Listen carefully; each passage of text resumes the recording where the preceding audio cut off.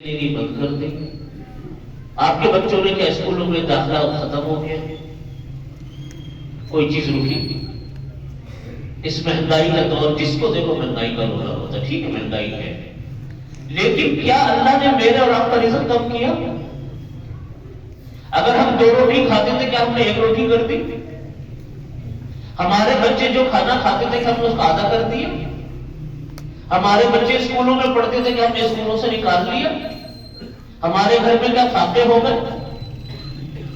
اللہ تعالیٰ کی آپ نعمتیں دیکھو، اللہ کا کرم دیکھو. مہنگائی ہے پوری دنیا میں، ایک شہر میں ایک ملک میں نہیں ہے، لیکن اللہ نے ہمیں ہر نعمتوں سے اسی طرح ہمارے کام چلا رہے ہیں جس نعمت کا اللہ نے عادی بنا رکھا.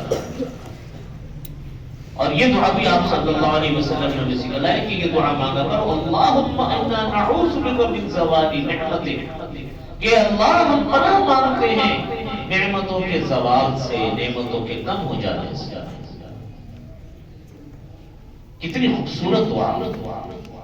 اللہم انا نعوذ بک من زوال نعمتک، اے اللہ ہم پناہ مانگتے ہیں نعمتوں کے ختم ہو جانے سے، وجمیع سخطک، آپ کی ناراضگیوں سے، مکمل ناراضگی، وفجاءت نقمتک، اور اچانک آنے والی مصیبتوں سے، تو اچانک عذاب مصیبتیں نازل ہوتی. میرے بھائیوں، شکر کے ہاتھ ڈالا. میں یہ نہیں کہتا کہ مہنگائی نہیں، میں یہ نہیں کہتا کہ مسائل نہیں، لیکن یہ ضرور عرض کرتا ہوں کہ جو نعمتیں اللہ نے دی ان کا پہلے شکر تو کرو کہ یا اللہ اس مہنگائی کے دور میں آپ نے ہمارے گھر کا کام اسی طرح چلا رہے جیسے چلاتے تھے.